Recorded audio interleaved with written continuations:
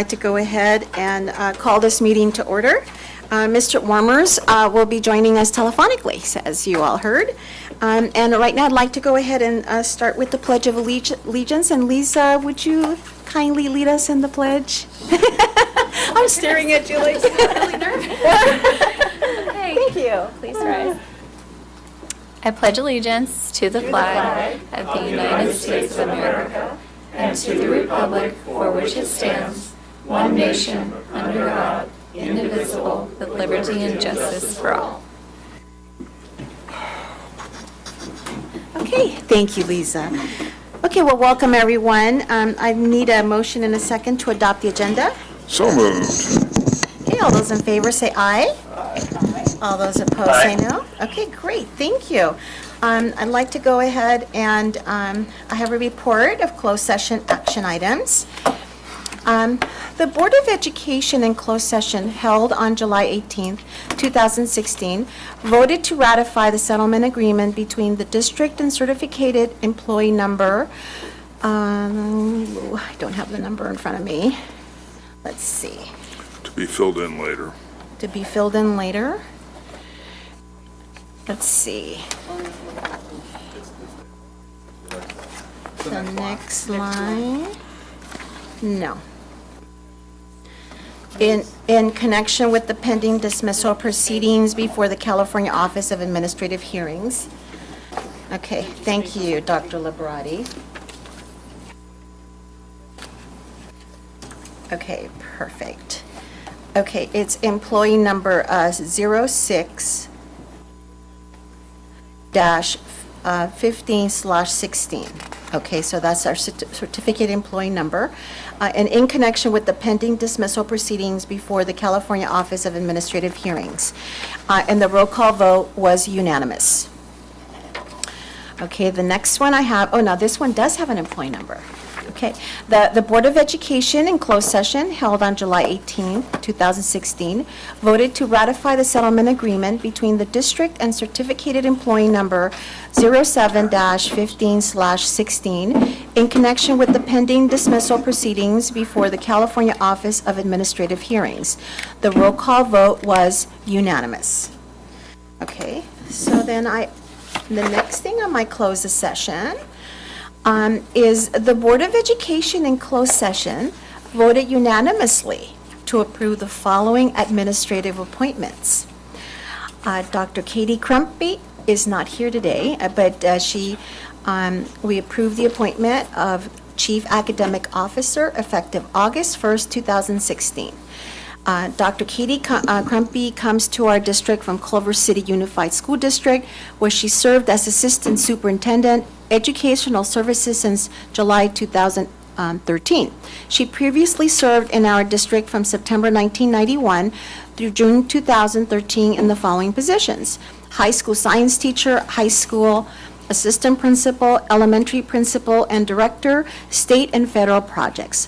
Katie received her Bachelor of Science in Kinesiology from the University of California, Los Angeles in 1986, her Master of Arts in School Administration from California State University, Dominguez Hills in 1994, and her doctorate in Educational Leadership for Social Justice from Loyola Marymount University in 2012. We would like to welcome Katie back to our district. So she's not here, but we'd like to clap and welcome back, Katie. Okay, so next one is Karen Sophilagoy Butt, Assistant Principal, North High School, and this is effective July 19, 2016. Are you here, Karen? Hi. Welcome. Karen comes to our district from Bellflower Unified School District, where she served as Assistant Principal at Stephen Foster Elementary School since August 2014. She previously served as a science teacher from August 2003 to August 2014 at Mayfair High School in the Bellflower Unified School District, and also served as a teacher on special assignment for BITSA and PAR for the district.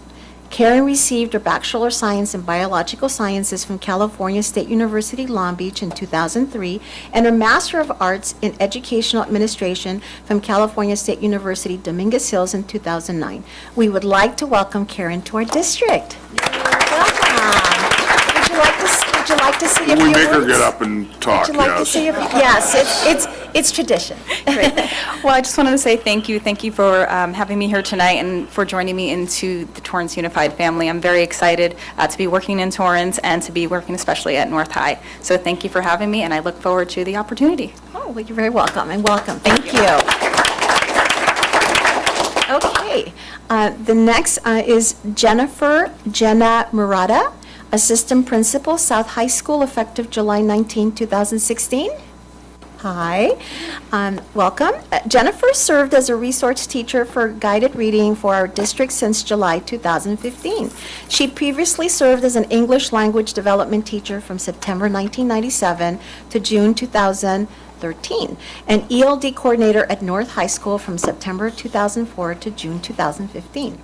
Jenna received her Bachelor of Arts in English from the University of California, Los Angeles in September 1997, and her Master of Arts in Educational Administration from Concordia University, Irvine in August 2015. We would like to congratulate Jenna. Congratulations. Would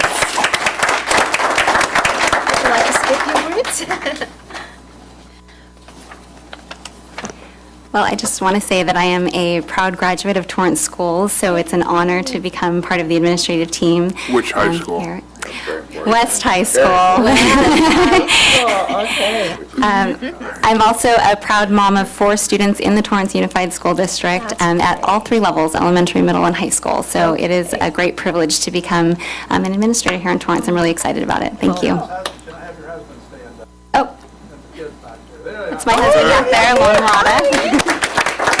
Hey, that's wonderful. And my 4 kids are back there, too. That's great. Oh, say hi, wave. Kids, I want to meet you guys. Oh, they're all there. Okay. Yeah, Mom's gonna take you all out to dinner after Yeah, that. yeah. Yes, that's right. Wherever You you cleaned want. up really nice. Order the expensive stuff. Well, congratulations. Okay, the next one we have is Jeannie Kim, Assistant Principal for Torrance High School, effective July 19, 2016. Jeannie? Hi. Jeannie comes to our district from the Los Angeles School District, where she served as a K through 8 charter school assistant principal for curriculum and instruction at the Accelerated School in Los Angeles since July 2015. She previously served as a K through 12 education specialist, mild/moderate and moderate/severe for the Whittier City School District, Whittier Union High School District, and the Help Group in Los Angeles from September 2009 to June 2015. Jeannie received her Bachelor of Arts in Psychology, minor in Education from the University of California, San Diego in June 2007, her Master of Arts in Education from Claremont Graduate University in May 2012, and is expected to receive her Doctor of Education in Urban Leadership from the University of Southern California in May 2017. We would like to welcome Jeannie. Welcome, Jeannie.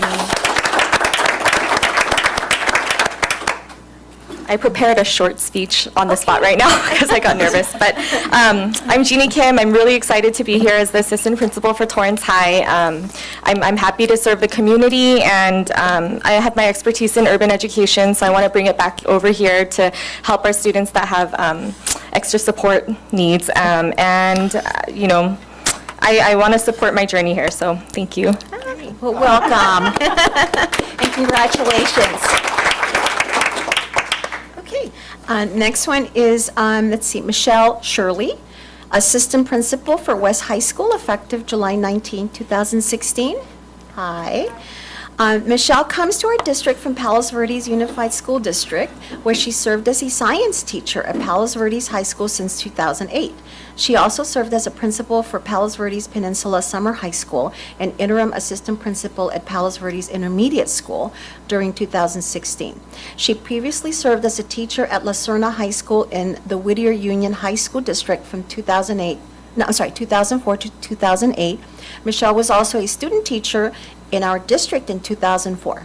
Michelle received her Bachelor of Arts in Chemistry from California State University of Long Beach in 2002 and her Master of Arts in Educational Technology from California State University of Long Beach in 2009. We would like to welcome Michelle. Welcome, Michelle. I also prepared a short little speech just in case. So thank you, board members and Superintendent Dr. Mannon. I'm honored and privileged to accept the appointment as Assistant Principal of West Torrance High School. As a lifetime resident of the South Bay, this is an absolute dream opportunity to be able to serve my community. I look forward to supporting our principal, Pam Metz, in carrying out the West High mission, as well as joining the Warrior family. Thank you. Aw, thank you. Well, welcome. Okay, last but not least, Catherine Katie Schenkelberg, I'm sorry, Assistant Principal, Arnold Elementary School, effective July 19, 2016. Hi, Katie. Katie served as an Assistant Principal at Richardson Middle School since July 2013. She previously served as a science teacher at West High School from September 1998 to June 2013. Katie received her Bachelor of Science. We lost him. We lost Mr. Warmers. He'll be back, I'm sure. In biology from the University of California, Los Angeles. Yeah, I'm sorry about that. No problem. In 1998, and her Master of Arts in Educational Administration from California State University, Dominguez Hills in 2005. We would like to congratulate Katie. Congratulations.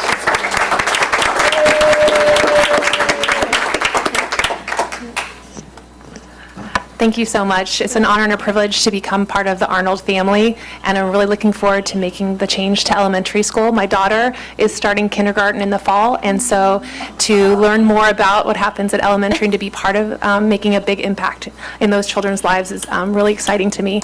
And she's here with my husband tonight. Yeah, both my husband and I are product of Torrance schools as well. West High Warrior graduate, he went to South, so we're excited to be all right. in the district. So. Well, congratulations, Katie. All right. Well, thank you and welcome to all of you, and congratulations. We're really excited to have you to be part of our family. Okay, thank you. Okay, so we're going to go ahead and move on to a staff presentation and They information. can all go home if they want to with their families. Yes. You do not need to sit through You this are pain. definitely welcome to leave. Yeah.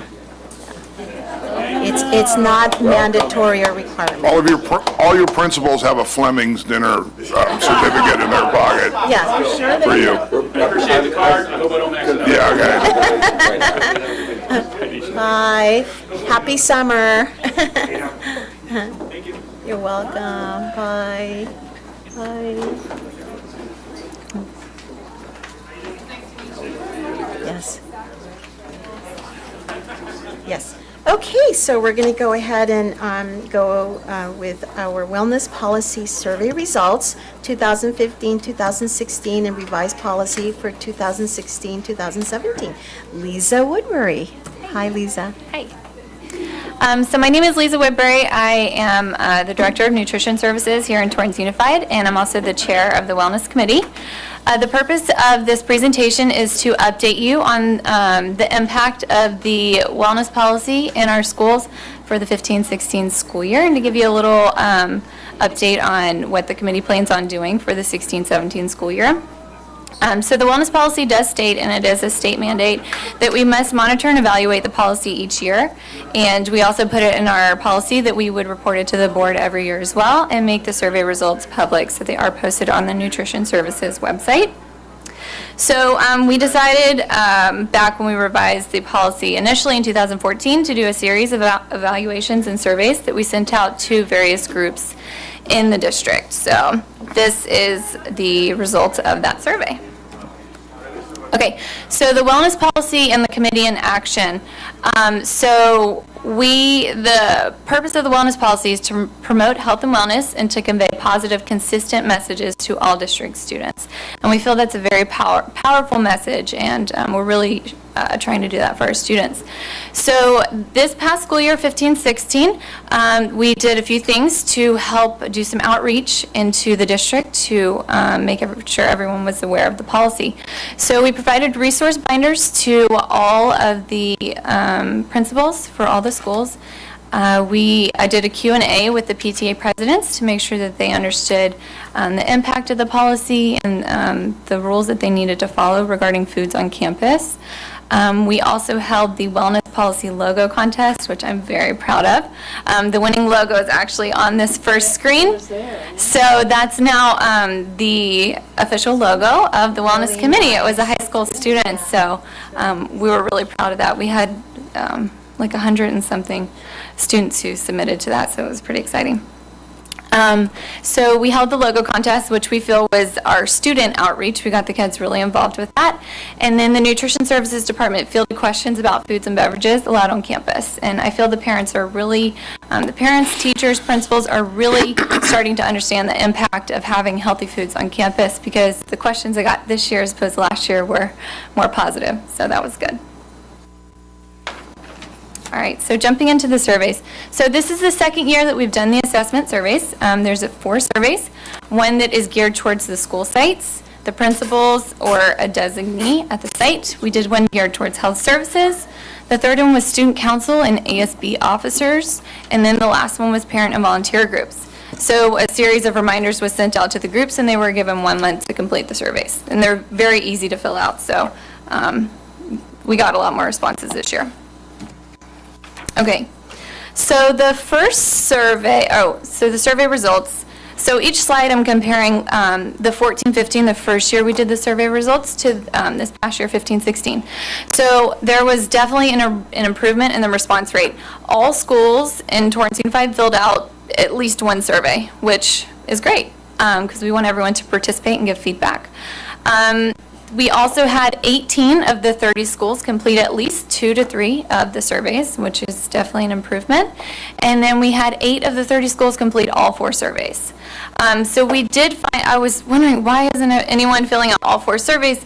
The elementary schools, a lot of them don't have ASB or student leadership classes to fill out that 4th student survey. So we're going to try and find a way to get those students involved at the elementary school next year.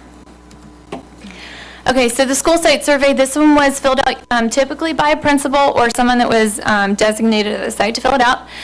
We had more respondents this year. We had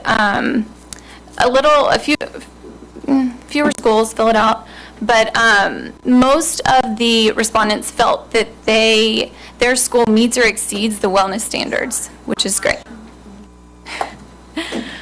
Okay, so areas of need for the school sites. This was repetitive from 14-15 and continued into this school year. The schools feel that they need help researching and implementing grants.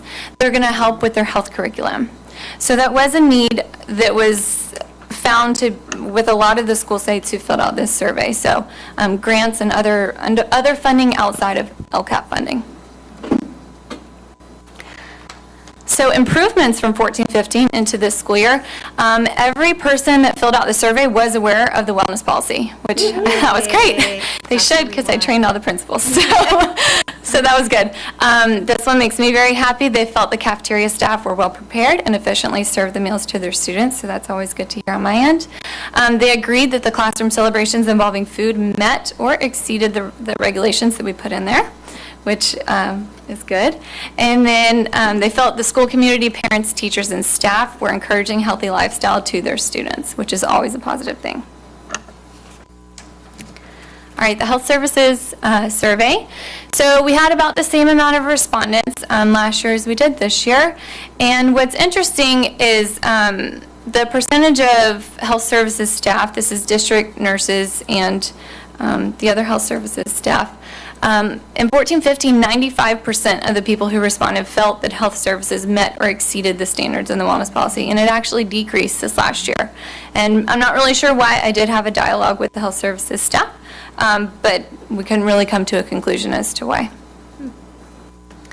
So areas of need, the biggest area of need that was indicated in the surveys is that there's a need to get some help with the non-mandated screenings for students, in notifying the parents and guardians and following up on referrals. So there is an opportunity to provide additional health services support for our students. So improvements from 14-15, the district nurses feel that they review and support the wellness policy more so than they might have in 14-15, and they feel that they review and support the board policy and protocols related to the health services duties more in 15-16, I'm sorry. All right, the parent and volunteer group.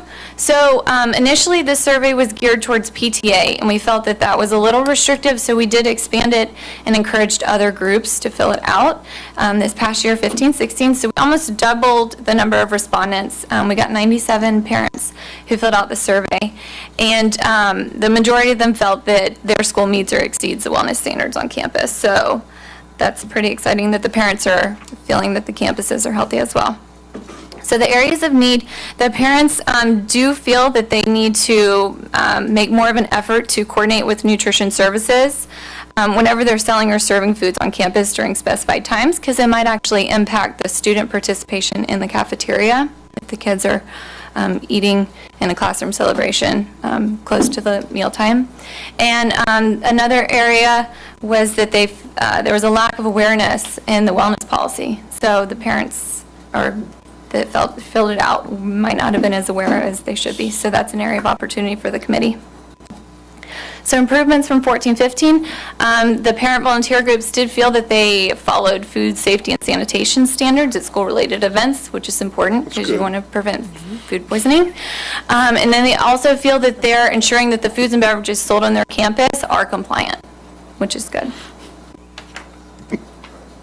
Okay, so moving to the Student Council ASB survey. This one was pretty interesting because the first year, 66% of our responses came from one middle school. So the survey results were kind of based on that one school. But we were able to get 13 schools represented in this year's survey, which was really great. So areas of need. So the students, it's really interesting to compare the principal's point of view to the student's point of view because they don't always match up. So the students feel that there's a lack of nutrition education in their core academic subjects, which I did ask a couple of students because we do have some students on our committee, and it's funny that the perception of nutrition education, in my mind, I'm a dietitian, so I think anything related to an apple or anything is nutrition education because you're being exposed to it. The students don't see calculating the calories of an apple in a math class as nutrition education. They see it as math. So the perception is different there. It's how we trick them. Which is good, right? And Lisa, is this elementary, middle, and high school? Yes, it's Okay. mostly middle and high school. Okay. Yeah, but I could get you the breakdown if you're, I'm just curious. That's yeah, okay. mostly middle and high school. Okay. So the students also felt that classroom celebrations involving food are not necessarily healthy, where the parent survey and the principal surveys all said they feel their campuses are healthy. So that's pretty interesting. They also feel that the food and beverages sold and served on campus are not necessarily healthy. And 39% of the students had not heard of the wellness policy before filling it out. So more room for education. I believe it was 75% had not heard of it the prior year, but that was just that one school. Okay, so Student Council ASB improvements. So they feel that their school has provided them more opportunities to be physically active, which is great. Okay, so the Wellness Policy Committee goals for 16-17, we want to continue to provide consistent messaging and implementation from school to school, and we want to actively participate in the upcoming 2017 health fair. And then as far as updating the policy for this next year, we are not proposing any major changes. We just clarified some language based on questions that we received this year, and it should be submitted for approval at this September board meeting. And lastly, committee members, We had some committee members go, we had some stay, we have Ms. Reagan's on our committee, which is always helpful. We have recruited some more committee members. We've recruited a high school principal. We're lacking secondary presence on our committee, so we're always looking for more principals or teachers to join. And we're always looking for district administration or any suggestions, parents, anyone that you know that is actively involved in the district to join our committee. So that's all I have. Thank you. Okay, well, thank you. And do any of you have any questions for Lisa? I've got a couple. Okay, Mr. Lee? I'd say turn my light on. You did. I saw that. Followed the rules. You did follow the rules. Thank you. Okay, good. The thing I hear from parents all the time is, you know, they're having a birthday celebration for their kid in class, or they're having this or they're that, so they go over to Torrance Bakery and get a cake. Probably not in the policy, correct? Correct. Or a pizza, unless it has things on it that kids don't like It's to eat. healthy, yeah. Okay, good. So, but if that's communicated to the parents and we have a food monitor at the gate that swats those away? We have food police. Yeah. Yes. So we have a couple of resources for the parents. Hopefully it's getting out to them. We do have what we call the one-pager or the fact sheet that is on the Nutrition Services website that the principals, I believe, are giving out to their parents. I know PTA is giving it out. It does list the regulations and where they can find it in the policy.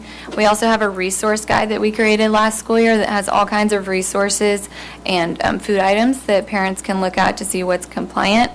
And I know there are those parents that probably sneak in with the boxes of Torrance Bakery, but I think it's just a matter of getting everyone in the district on board with the policy to understand why we're doing it. It's not to take away the celebrations from the students, it's just changing the mindset of how you celebrate.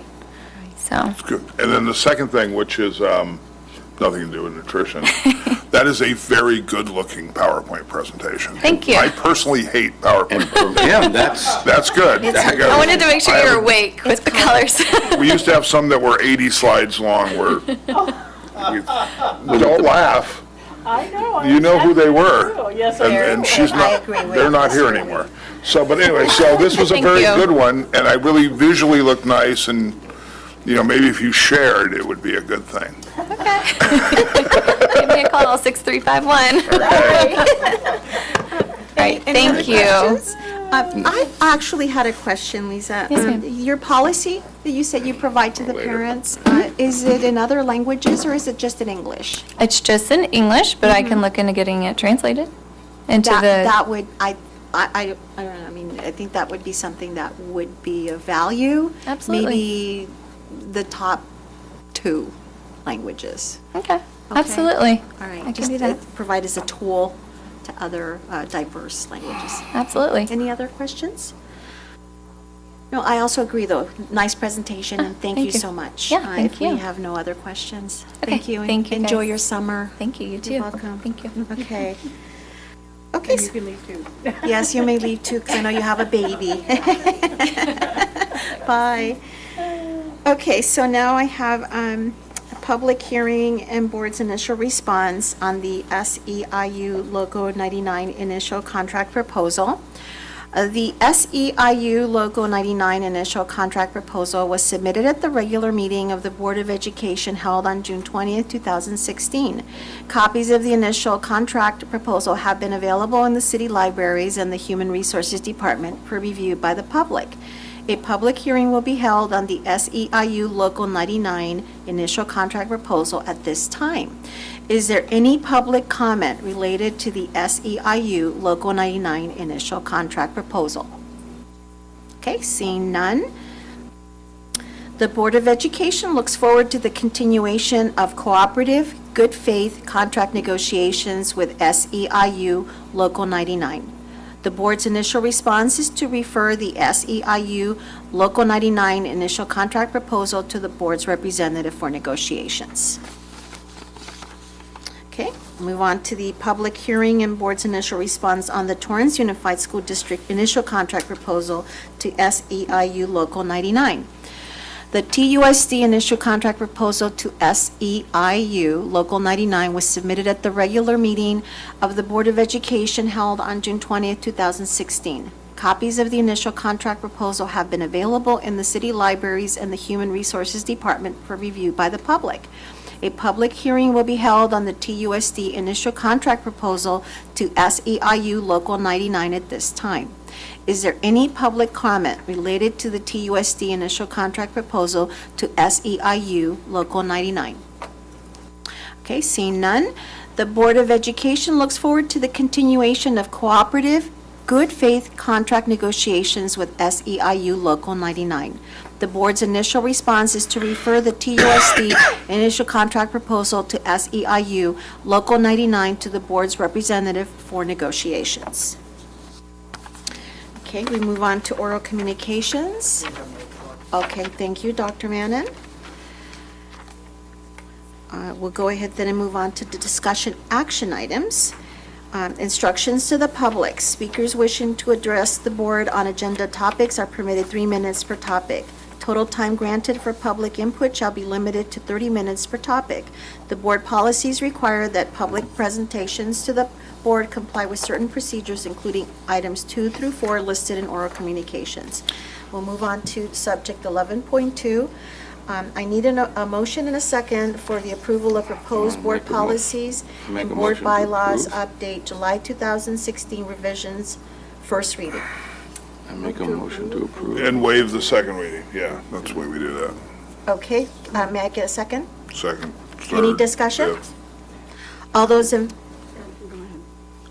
favor say aye. Aye. All those opposed say no. Okay, motion carried. It's all about conflict, right? Thank you. Madam President, Yes, Dr. Mannon? since we have an attorney with us and Mr. Merritt is with us, would it please the board to move 11.6 up so that they could go ahead with that? Yes, I make a Item. motion to approve 11.6. Second. And do I need to read it at this point? Yes. Okay. Okay. Okay, so we are going to move up 11.6, and we did get a motion in a second, to adopt resolution number AS-01-16/17 of the Board of Education of the Torrance Unified School District authorizing the sale and issuance of not to exceed $34,500,000 aggregate principal amount of bonds of Torrance Unified School District general obligation refunding bonds in one or more series. Approving the forms of and authorizing the execution and delivery of one or more escrow agreements, bond purchase agreements, and continuing disclosure certificates.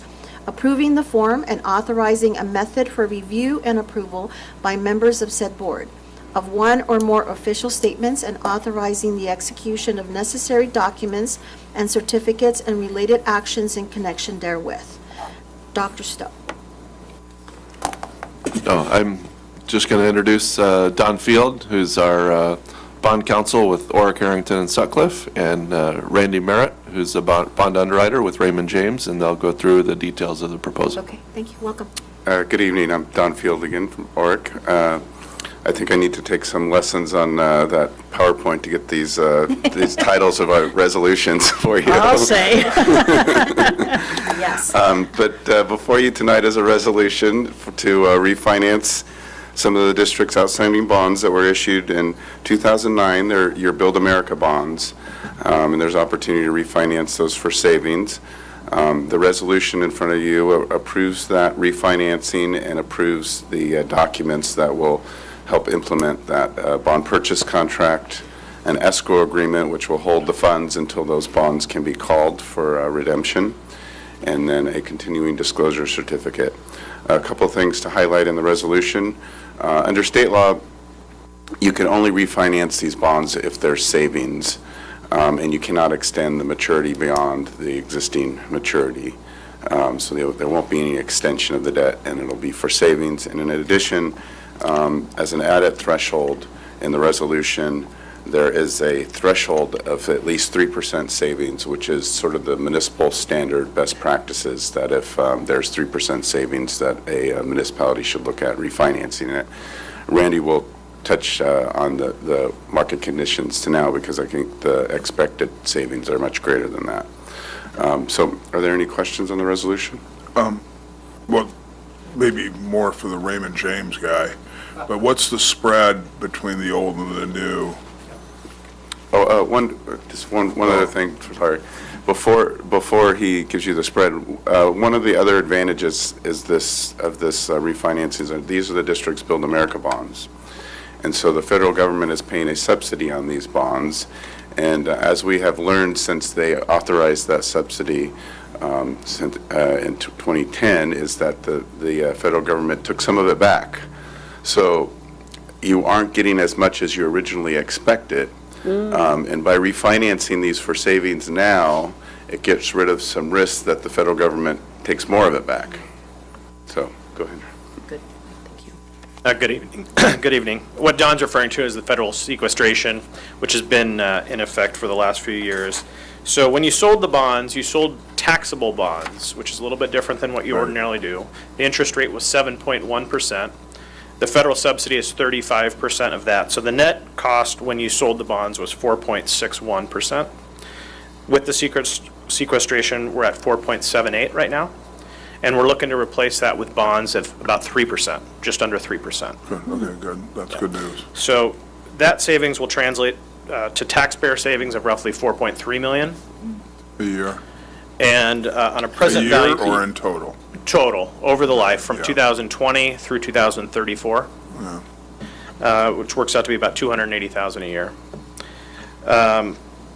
In terms of the threshold that Don mentioned, 3% is the generally accepted threshold for considering doing a refunding of 3%. We're currently at 10.4%, so over three times what the industry standard is. But in actuality, it's really when those are bought down to, That percentage is, if you take the dollar amount of savings, that 4.3, and you take the present value, convert it to today's dollars, what percent that is of the amount of bonds that we're refinancing.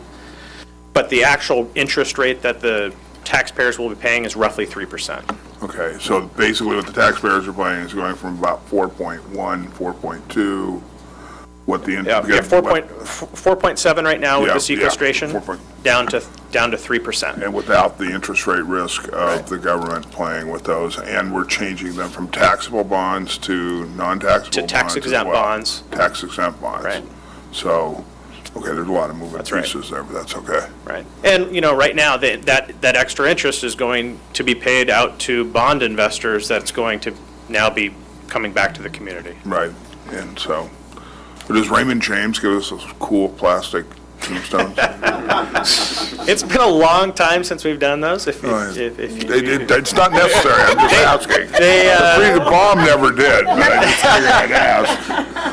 If you want one, we can. No, I do not want one, I'm just asking. No, thank you.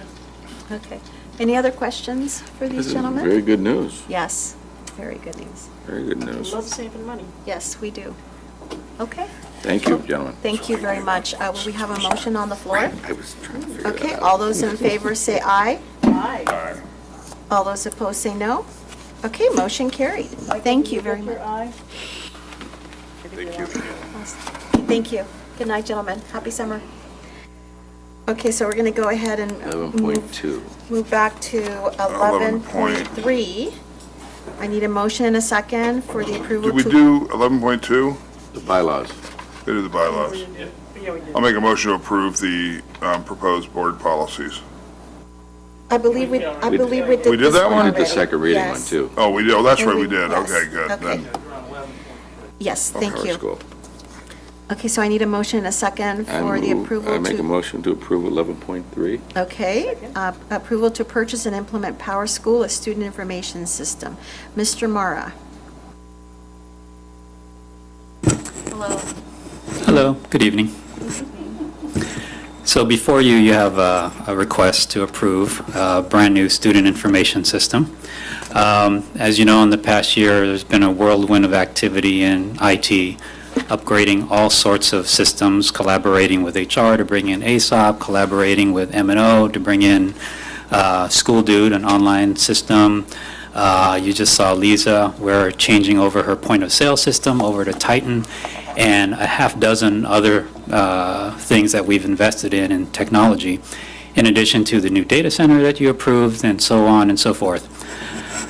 However, there's probably not a single system outside of all those that'll make the largest, most positive impact throughout the district as changing your student information system.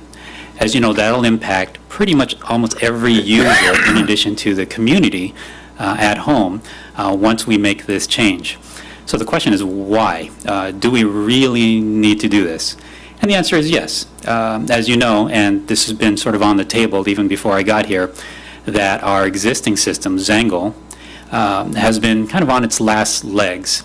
It's an older system, it's client-based, it's a little hard to maintain, and it doesn't give us the tools that we need today. So when you're looking at a modern system today, what do we need it to do? We need it to be dynamic, easy to use, friendly, and it needs to be able to provide information at the fingertips of our users. So for example, if a principal needs to get a hold of data right now, can they drag and drop, can they filter, can they look for the data without having to call the third floor? Right now it's a little difficult. Whenever they need a report, they always have to call our support staff, and then they work through it, and then they have to write out the complex SQL queries in order to get the data that they need. So with a new system like this that's dynamic, it's really easy to use, and they can literally get that information out of their system right away.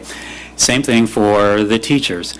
So from the teacher point of view, they'll have a very easy to use grade book that is now available cross-platform, meaning they're not just beholden to just the Windows PC, which is the only thing that they can kind of use it on. They can use it on a tablet, a Chromebook, and because it runs completely in the browser, it's extremely modern, and it's accessible to them wherever they are. The other thing we're looking at is we need when you're looking at changing a student information system, you really need a big partner, because this is going to be such a change for the office staff, for everyone, that you need someone that has all the resources, a lot of developers, a lot of support on the backside to make sure that we perform this implementation pretty much almost perfectly. There is no option for us to fail, right? Because this has to be done just right and just perfect. We have enough of a lead time. We're aiming for the 17-18 school year, and with enough training and a nice timeline for cushion, and you saw, I sent you the project timeline, we should be able to hit our mark for the 17-18 school year for a really successful implementation and rollout. And that does include online registration for our parents. So starting next year, being able to move away and saving a little bit of money, I haven't done the math, moving away from the packets, the pages of packets. If you've all had students here in the district, I have, we fill out the enrollment packets, they fill it out. We're going to move all of that completely online, because PowerSchool does have a really nice, robust parent portal that allows us to do the information gathering on enrollment completely online. So that's also a big change. And I'll take any other questions if you have any. It's a big product, and it's a large investment, that I understand. But again, it's an investment that it's not just for today, but it's literally, I believe, this system will be good for 10 years, if not further. Okay.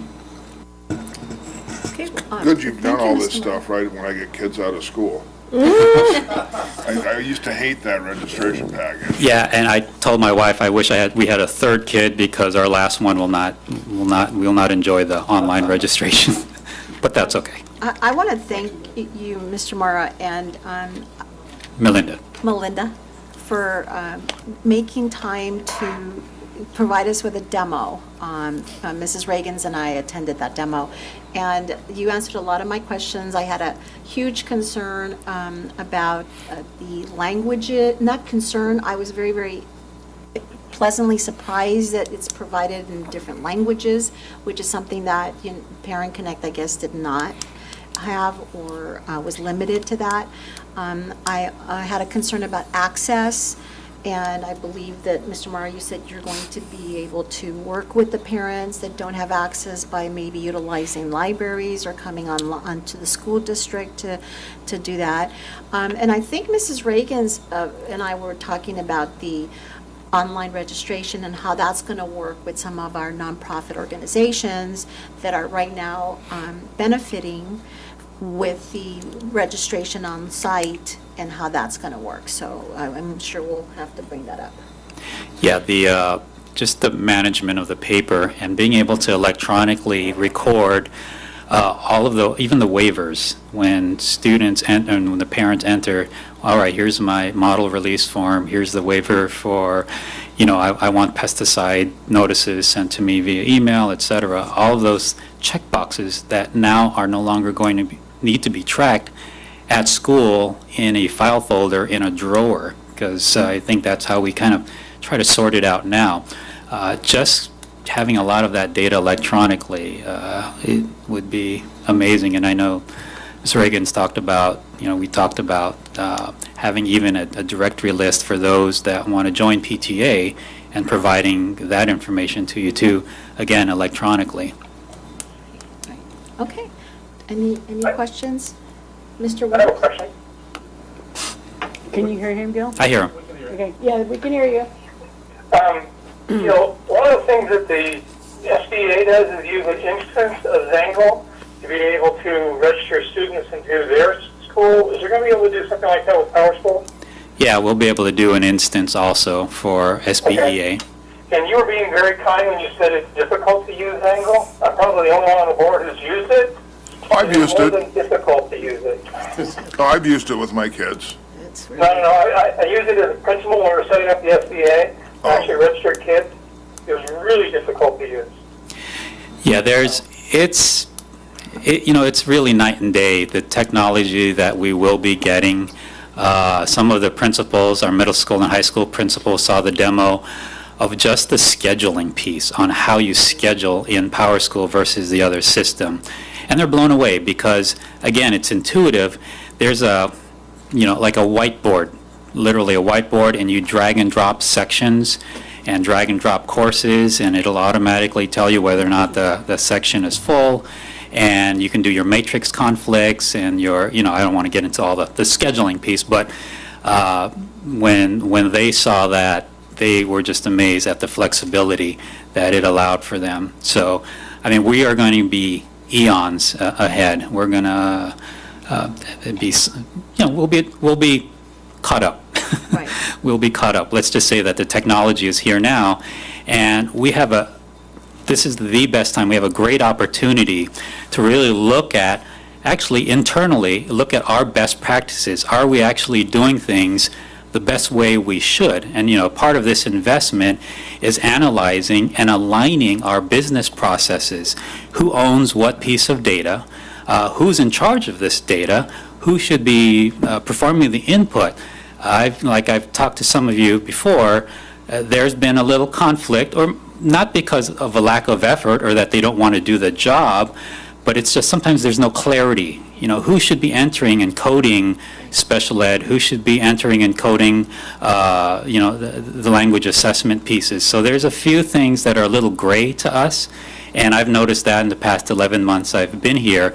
I'm always answering questions about, I don't know whose job that is. It's theirs. And then who said that it's theirs? They said, and then I can't define who they is. So going through this assessment, this is an analysis and the alignment is really going to bring clarity, I think, for all of our staff and help us understand. It's not going to be easy because there'll be some of those, well, I didn't know that was my job. But I think we'll ferret all of that out, and it'll be a really nice system when it's all said and done. All right, Mr. Stuffin? That part you just talked about, what are the initials for that, PAAP? Yeah, analysis and alignment, process analysis and alignment. Again, you're taking a look at, so you've got the 6 big modules of an SIS, right? You've got attendance and grading and state reporting and just, regular attendance, and then enrollment, withdrawal, enrollment. So you look at these big modules, And then you're going to crosswalk, right, these modules with the people who are in charge of these pieces. So let's look at the Family Welcome Enrollment Center, or FWEC, downstairs. Mark doesn't like the acronym. So we will sit down when PAA starts, when we look at registration, we're going to sit with all of the folks downstairs and the office staff and say, all right, now let's take a deep dive in enrollment and really look at all the steps that we need to go through to make sure that we have accurate enrollment. And if the data belongs to the school, they'll know it after we're done with PAA. If the data should be here and entered by FWEC, FWEC will know it, and it will be done here. But those are the things that we need to bring clarity to. So. Mrs. Reagans? Actually, I wanted to follow up with that because you and I talked at length that, in fact, the choice of Power School out of the 6 bidding entities overall is essentially twice as expensive as the others. And a lot of that is because of the value addedness of the PAA, or the alignment piece. Yes. That you consider to be extremely valuable. Yeah, because, and like, if we were, like I said earlier, if we were just changing a flat tire, you just slap on another tire. But we're so beyond just changing tires here. We're really looking for a whole new system, a whole new vehicle. So really, to get there, we really need to do this deep dive. I'd be really nervous just saying, all right, we can just go with a cheap or mid-level solution. There's tons of them out there. Put it in, export data, dump our old data out, dump it into the new system. We're kind of back where we started from, right? Because we have a new interface, but our practices haven't changed. We haven't done the true, we haven't done what we really need to do to move ourselves forward. And whether or not, and we've been doing that in IT quite a bit, whether or not it's as simple as, who knew that changing email systems and making them unified, that was going to be my easiest task for the entire year. We've tackled some really large things, and I'm not fooling myself. This is going to be the biggest change in the coming year, and it won't be delegated to anyone except myself. I will sleep, eat, and breathe our new student information system.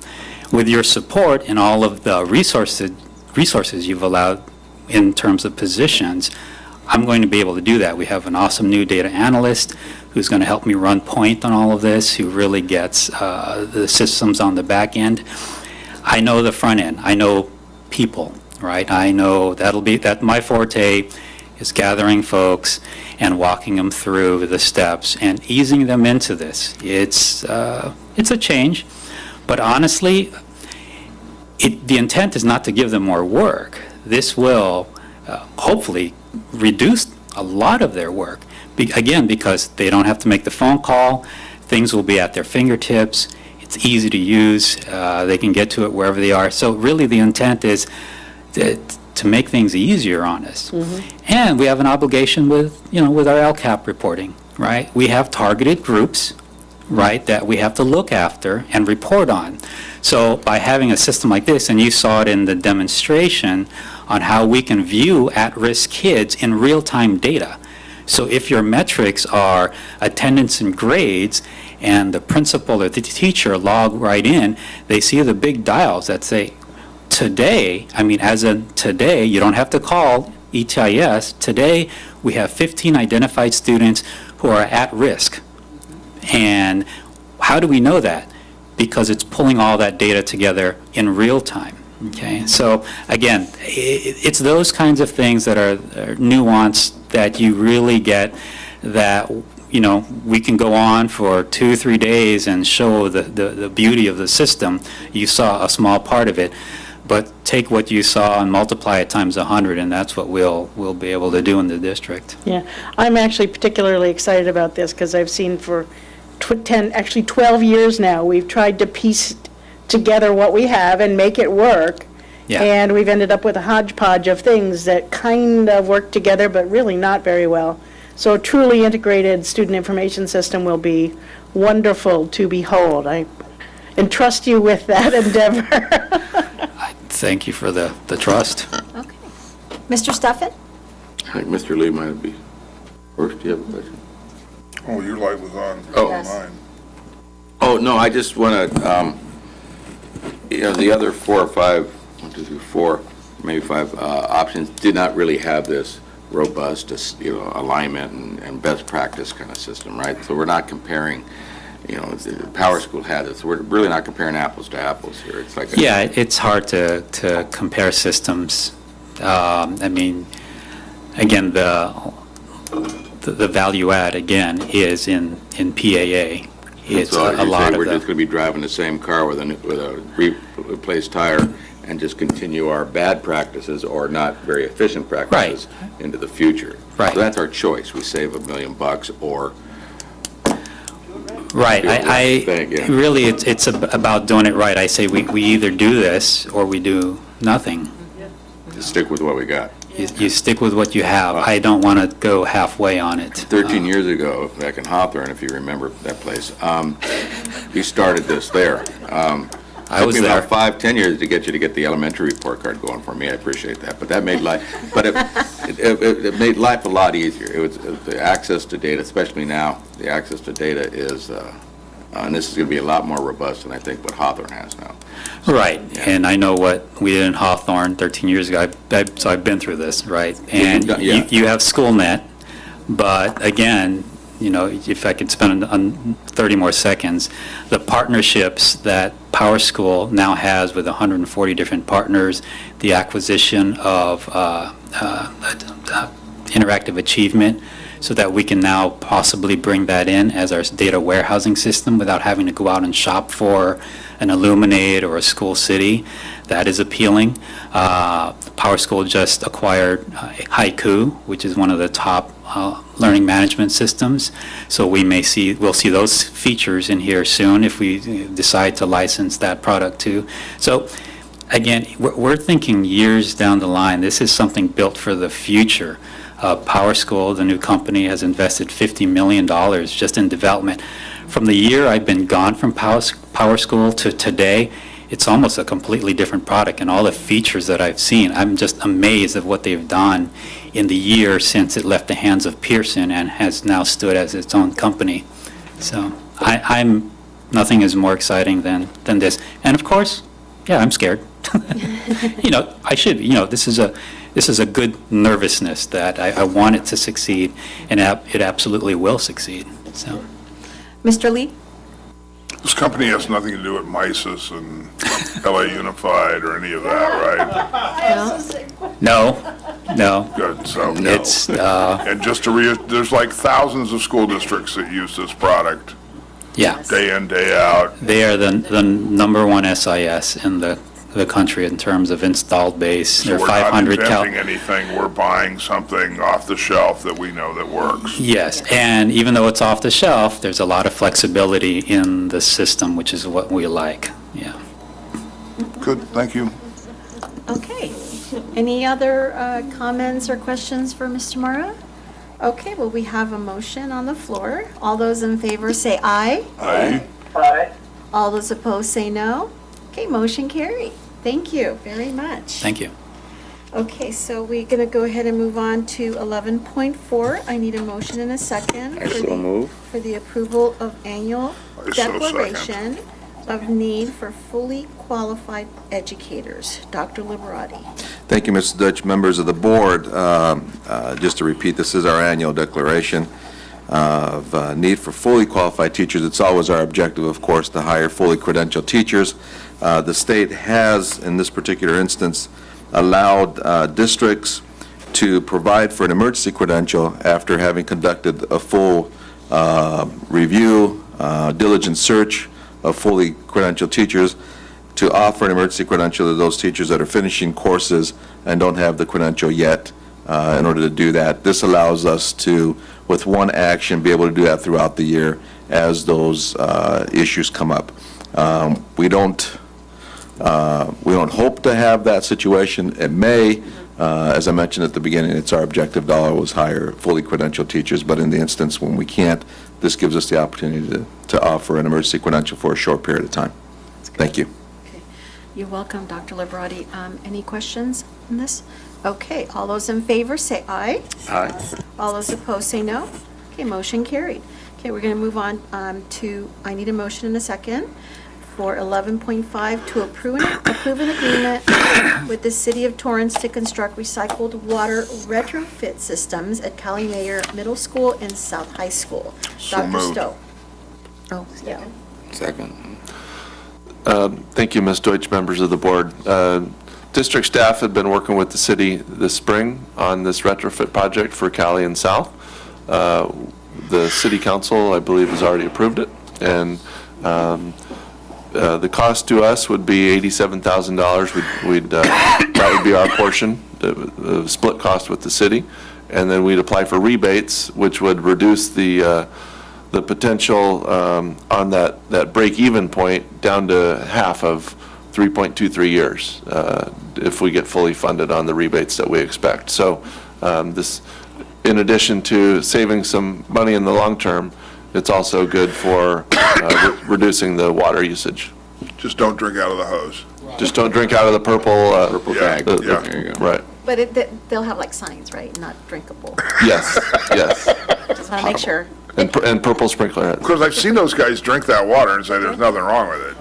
Yeah, it's a little, I guess, all things being equal, I probably drank worse, but it's okay. Thank you, Dr. Stowe. Any questions? Okay, all those in favor, say aye. Aye. All those opposed, say no. Okay, thank you. Yes. All right, so we did 11.6 already. So we move on to consent agenda. Approval of consent agenda as a whole. I will make a motion to approve general functions consent items 13 in their totality, item number 14 in their totality, item number 15 in their totality, item number 16 in its totality, item number 17 in its totality, 18 and 19, and I could probably throw in a motion to adjourn, but I won't. But that's my motion. Okay, I didn't get a second. Does Okay. anybody want to pull anything? Any discussion? Okay, so second. All right. Michael, you want to pull anything? Just, Okay, all those in favor say aye. Aye. All those opposed say no. Okay, motion carried. Okay, so then we move on to the, let's When you're see, president of the board, I'm not which gonna be this is kind.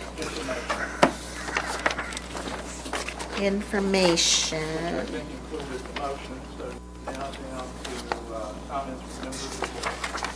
Thank you, Dr. Mannon. So, report from the board's representative to the Southern California Regional Occupational Center, Mrs. Reagans. Yes, thank you, Mrs. Deutsch. Actually, I just wanted to give you a little bit of an update. If you remember, I said that SoCal Rock was going to actually run adult school classes this summer. And the summer session began on July 11th with classes in 5 different areas. Medical assisting, certified nurse assistant, home health aide is 2. Emergency tech is 3, HVAC 1 and 2, and then welding 1 through 4. So they did actually operate those 5 classes with an enrollment of about 98 students. And the expectation is that expenses will be at least covered, and there may in fact be a significant revenue stream afterwards. So we'll see after all the expenses are paid, how that ends up coming to fruition. And this summer, they finished a dental assisting program and a phlebotomy class. They are posting positions for a number of different job listings for instructors at SoCal Rock. So if there's any CTE-oriented folks out there that are looking for jobs, please check out the SoCal Rock website.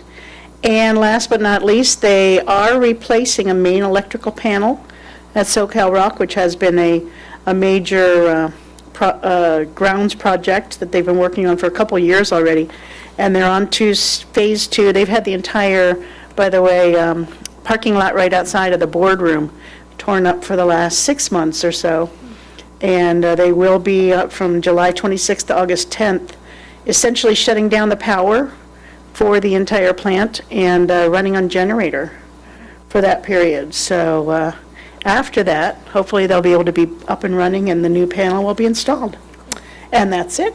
And I do have some anniversaries. Should I go ahead with those? Yes, please do so. There are some classified employees who have completed years of accredited service for a school district. Thank you.